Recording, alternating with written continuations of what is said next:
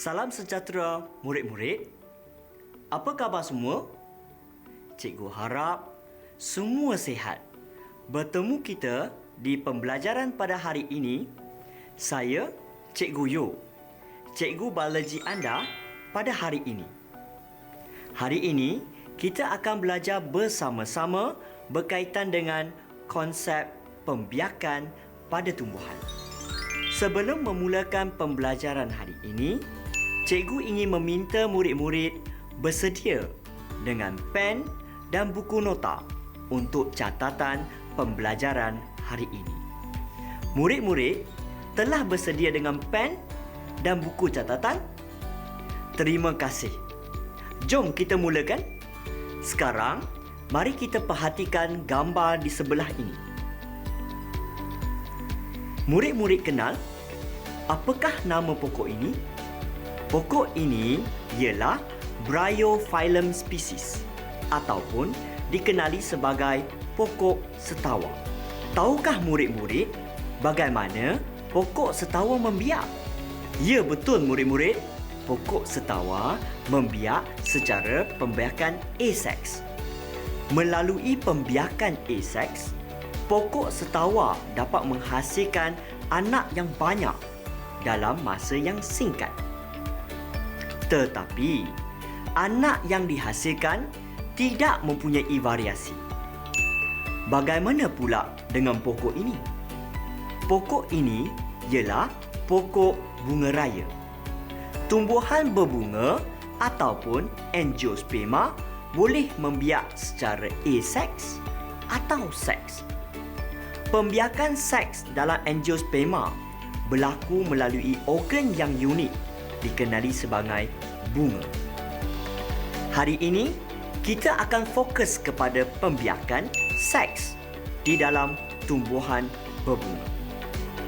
Jom kita sama-sama lihat apakah hasil pembelajaran yang kita akan ketahui melalui pembelajaran hari ini. Pada akhir pembelajaran kita, murid-murid akan mengenal pasti struktur jantan dan betina dalam bunga. Kedua, menghuraikan pembentukan debunga dan pundi embrio. Dan yang terakhir sekali, mengkonsepsikan persenyawaan ganda dua. Oleh itu, kita akan mula dengan organ pembiakan tumbuhan. Apakah organ pembiakan bagi tumbuhan? Daun, bunga ataupun akar? Betul murid-murid, bunga merupakan organ pembiakan tumbuhan. Bunga mempunyai 4 bahagian, iaitu sepal, petal, stamen dan pistil atau dikenali sebagai kapel. Stamen merupakan organ pembiakan jantan bunga yang terdiri daripada anther dan filamen. Pistil berada di tengah-tengah bunga, merupakan organ pembiakan betina bagi bunga. Pistil terdiri daripada stigma, steel, ovari dan ovule. Bagaimana kita nak mengingat struktur bunga ini? Mari kita menjalankan satu aktiviti yang dikenali putera-puteri bunga. Kita dapat mengingat struktur bunga dengan menggunakan bahagian pada badan kita. Sekarang, kita mengangkat tangan seperti ini dan berlakon sebagai putera atau puteri bunga. Genggaman tangan kita mewakili anther, manakala tangan kita ialah filamen. Seterusnya, kepala kita ialah stigma. Leher dan badan ini mewakili steel. Akhir sekali, perut mewakili ovari. Pusat kita adalah ovule. Mari cikgu mengulang sekali lagi. Genggaman tangan kita ialah, ya betul, enter. Tangan kita ialah filament. Kepala ialah stigmal. Ya betul murid-murid. Bagus sekali murid-murid. Nampaknya murid-murid dah mulai kuasai struktur bunga ini. Ingat, ulang kaji di rumah struktur-struktur bunga supaya mengukuhkan kefahaman kita. Selepas kita mempelajari berkaitan dengan struktur bunga, sekarang kita akan lihat pula bagaimana pembentukan bunga, iaitu gamet jantan dalam tumbuhan. Masih murid-murid ingat struktur jantan dalam bunga ialah? Ya betul, stamen, iaitu terdiri daripada anther dan filament. Bahagian bunga yang menghasilkan bunga ialah anther. Setiap anther mempunyai 4 pundi bunga. Dalam setiap pundi tersebut terdapat beratus-ratus sel induk bunga ataupun dikenali sebagai sel microspora yang bersifat diploid. Sel induk bunga yang bersifat diploid tadi akan membahagi secara meiosis dan menghasilkan 4 sel yang haploid. Daripada 4 sel ini disebut tetra. Setiap sel ini akan berkembang menjadi butil bunga. Nukleus dalam butil bunga akan membahagi secara mitosis dan menghasilkan 2 nukleus, iaitu nukleus penjana dan nukleus kutub. Apabila butil bunga matang, pundi bunga akan pecah dan butil bunga dibebaskan. Baiklah murid-murid, sekarang kita jalankan satu aktiviti berkaitan dengan pembentukan gamet jantan tadi. Murid-murid diberikan sedikit masa untuk tengok silang kata yang disediakan. Jom kita mula murid-murid. Soalan yang pertama.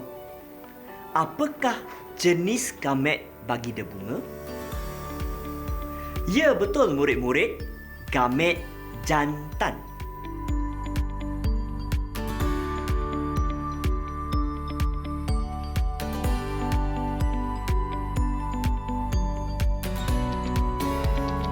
Kata kunci untuk silang kata kedua pula ialah di manakah butil bunga dihasilkan? Perkataan ini bermula dengan huruf A. Enter. Betul, bagus murid-murid.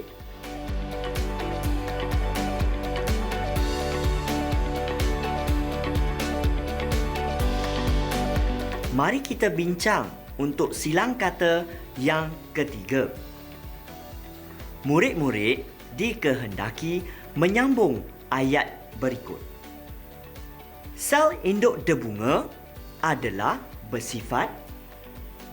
Terdapat perkataan I dalam huruf keduanya.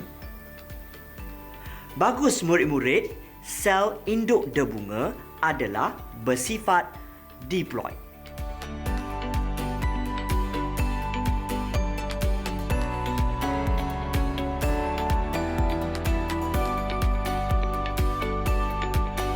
Soalan yang keempat pula, apakah proses yang dijalankan oleh sel induk tadi untuk membentuk tetrad?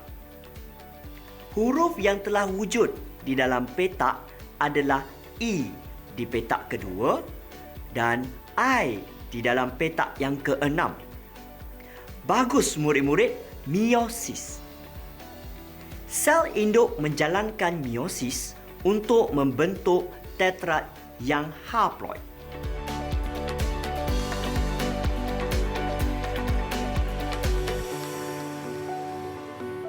Untuk soalan yang terakhir, nukleus debunga menjalankan mitosis untuk membentuk nukleus penjana dan nukleus.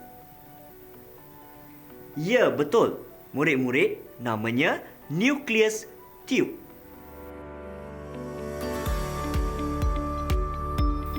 Tahniah murid-murid kerana dapat menjawab dengan bagus pada hari ini. Tadi, kita belajar berkaitan dengan gamet jantan. Bagaimana pula dengan gamet betina? Sekarang, murid-murid, kita akan mempelajari perkembangan pundi embrio. Gambar menunjukkan satu ovari tumbuhan. Tisu pada kapal mengalami mitosis untuk membentuk satu tonjolan yang berbentuk kon, iaitu nucellus. Nucellus ini terdiri daripada tisu parenkima. Apabila nucellus berkembang dan membesar, nucellus akan dikelilingi oleh dua lapisan sel yang disebut intergumen. Ovule ialah struktur bunga yang menghasilkan telur ataupun gamet betina. Salah satu sel daripada nucellus tersebut ialah sel induk megaspora atau sel induk pundi embrio. Plasenta yang murid-murid nampak di dalam gambar rajah ini adalah berfungsi untuk menempelkan ovule pada ovari dan membekalkan nutrien. Mari kita perhatikan bersama-sama apa yang berlaku pada sel megaspora tersebut di dalam video seterusnya. Sel megaspora yang bersifat diploid akan membesar dan membahagi secara meiosis untuk menghasilkan 4 sel yang haploid. 3 daripada sel ini akan merosot. Sel yang tertinggal membentuk nukleus megaspora. Nukleus tersebut akan membesar dan nukleusnya membahagi secara mitosis. Untuk kali pertama, menghasilkan 2 nukleus. Kedua-dua nukleus terhasil akan mengalami mitosis untuk kali kedua dan ini menghasilkan 4 nukleus. 4 nukleus tadi pula akan menjalankan mitosis untuk kali ketiga. Proses mitosis kali ketiga ini akan menghasilkan 8 nukleus. Antara 8 nukleus dalam pundi embrio, 3 nukleus akan bergerak ke satu hujung pundi embrio. Sel ini dikenali sel antipodal. 3 lagi akan bergerak ke hujung pundi embrio yang berdekatan dengan mikropul. 2 sel akan membentuk sel sinergik, manakala 1 sel akan membentuk sel telur. 2 nukleus pula tertinggal di tengah-tengah pundi embrio. Nukleus ini dikenali sebagai nukleus kutub. Apakah yang akan berlaku apabila debunga menjadi matang? Apabila debunga menjadi matang, dinding enter akan mengering, mengecut dan merekah di sisinya. Perekahan ini akan membebaskan debunga yang akan dipindahkan ke stigma. Proses ini dikenali sebagai pendebungaan. Pendebungaan ini akan dibantu oleh ejen pendebungaan seperti angin, serangga atau haiwan. Masih murid-murid ingat debunga yang matang mengandungi dua jenis nukleus, iaitu tepat sekali murid-murid, nukleus penjana dan nukleus tiup. Debunga yang telah dipindahkan ke stigma akan mengalami pecambahan. Rembesan bergula pada permukaan stigma merangsang debunga untuk bercambah dan mengeluarkan satu salur yang disebut tiup debunga. Tiup debunga akan bertumbuh ke arah ovule melalui stil. Murid-murid perhatikan, dalam rajah ini, nukleus manakah yang mendahului semasa tiup debunga memanjang? Ya, betul murid-murid, nukleus tiup berada di hujung tiup debunga akan mendahului nukleus penjana. Semasa pergerakan nukleus-nukleus itu dalam tiup debunga, nukleus penjana akan membahagi secara mitosis untuk membentuk dua nukleus atau gamet jantan yang bersifat haploid. Apakah yang berlaku setelah tiup debunga sampai di stil? Kedua-dua gamet jantan tersebut memasuki ovule melalui micropulp. Salah satu daripada dua gamet jantan bercantum dengan sel telur untuk menghasilkan zigot diploid, iaitu persenyawaan pertama.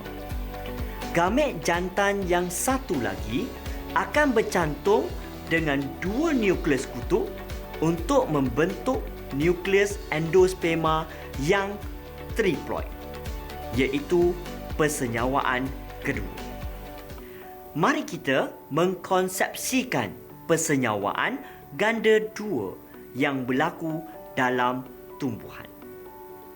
Proses persenyawaan yang berlaku dua kali, iaitu gamet jantan yang haploid bercantum dengan sel telur yang haploid untuk menghasilkan satu zigot diploid.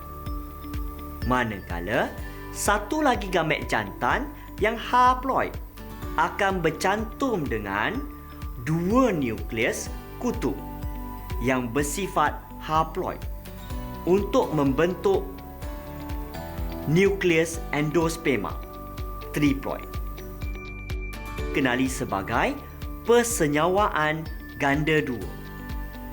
Baiklah murid-murid, sekarang tiba masanya untuk satu aktiviti yang ringkas dan santai untuk mengukuhkan perfahaman kita.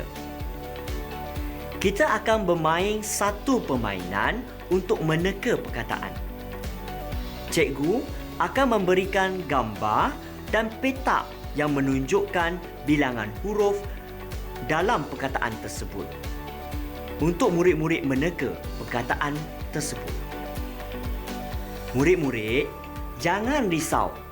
Pada masa yang sama, cikgu akan memberikan petunjuk untuk membantu murid-murid semasa meneka perkataan tersebut. Adakah anda telah bersedia? Jom kita bermain bersama-sama sekarang. Perkataan yang pertama mempunyai 7 huruf. Petunjuk dalam gambar menunjukkan satu sel induk megaspora. Perkataan ini menerangkan sifat bagi sel induk megaspora ini. Murid-murid dapat menyatakan perkataan tersebut? Bagus murid-murid, diploid. Sel megaspora adalah bersifat diploid. Perkataan kedua mempunyai 7 huruf juga. Petunjuk dalam gambar ini menunjukkan satu sel induk megaspora. Perkataan ini menerangkan proses yang dijalankan oleh sel induk megaspora ini. Murid-murid dapat menyatakan perkataan tersebut? Bagus murid-murid, meiosis.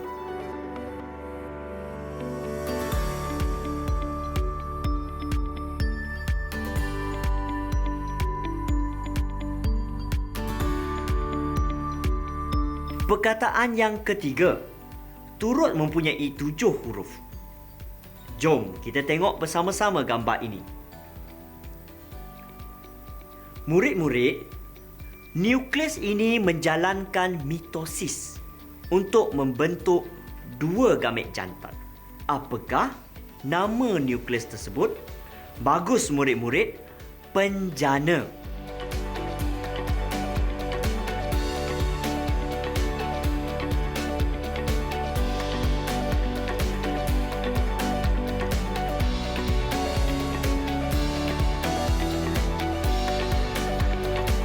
Soalan yang keempat, terdapat 2 perkataan di sini. Perkataan yang pertama mempunyai 8 huruf, manakala 4 huruf untuk perkataan yang kedua. Sekarang, jom kita tengok bersama-sama gambar ini. Bunga yang matang sampai pada stigma. Ini menyebabkan stigma akan merembeskan. Ya, betul murid-murid, rembesan gula.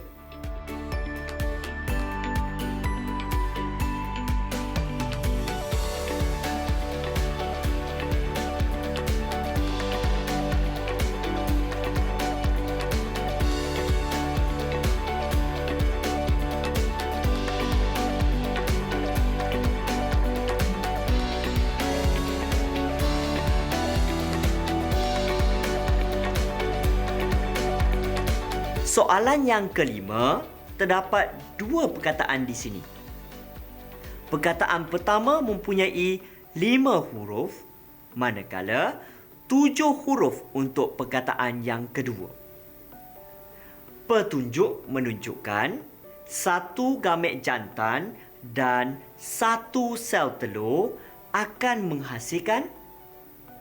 Bagus murid-murid, zigot diploid.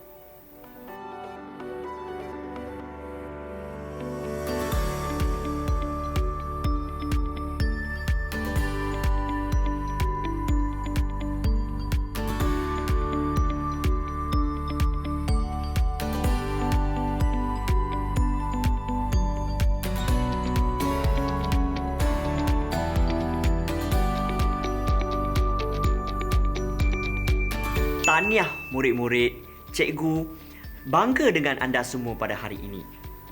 Sekarang, jom kita belajar berkaitan dengan pembentukan buah dan biji benih. Masih murid-murid ingat, persenyawaan ganda 2 menghasilkan zigot dan nukleus triploid. Nukleus triploid tersebut akan menjalankan mitosis untuk menghasilkan tisu endosperma yang menjadi makanan simpanan. Manakala zigot yang terhasil tadi akan menjalankan mitosis untuk menghasilkan 2 sel. Sel yang besar akan berkembang menjadi suspensor. Suspensor akan menamatkan embrio pada dinding embrio.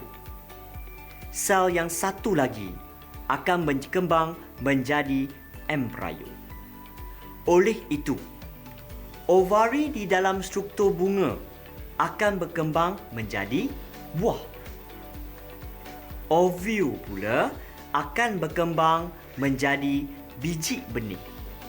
Sekarang, murid-murid, cikgu ada 2 soalan kebat untuk menguji murid-murid. Soalan yang pertama, rajah ini menunjukkan 1 bunga mangga. Soalannya berbunyi, 1 bunga mangga mempunyai berapa ovule? Ya, betul murid-murid. 1 bunga mangga hanya mempunyai 1 ovule sahaja. Soalan yang kedua pula, bunga durian pula mempunyai berapa ovule? Jawapannya ialah banyak. Ini adalah kerana buah durian mempunyai banyak biji benih. Kesimpulannya, satu biji benih terbentuk daripada satu ovule. Sekiranya buah tersebut mempunyai banyak biji benih, maka banyaklah ovule di dalam bunganya. Pada akhir pembelajaran kita pada hari ini, jom kita menjawab beberapa soalan bersama-sama. Soalan yang pertama, Rajah menunjukkan keratan membujur bagi sekuntum bunga.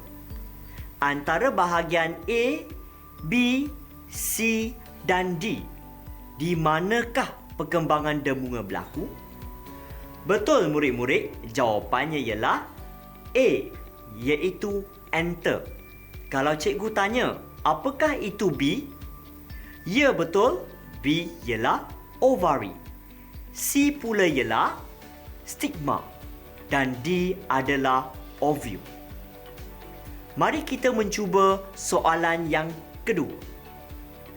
Rajah menunjukkan peringkat-peringkat perkembangan pundi embrio dalam ovule tumbuhan berbunga. Sel induk pundi embrio akan menjalankan proses P untuk membentuk 4 sel megaspora. Apakah proses P? Meiosis. Tepat sekali murid-murid. Rajah ini pula menunjukkan keratan lentas sebahagian ovule sejurus sebelum persenyawaan berlaku. Apakah X? Ya betul murid-murid, sel sinergi.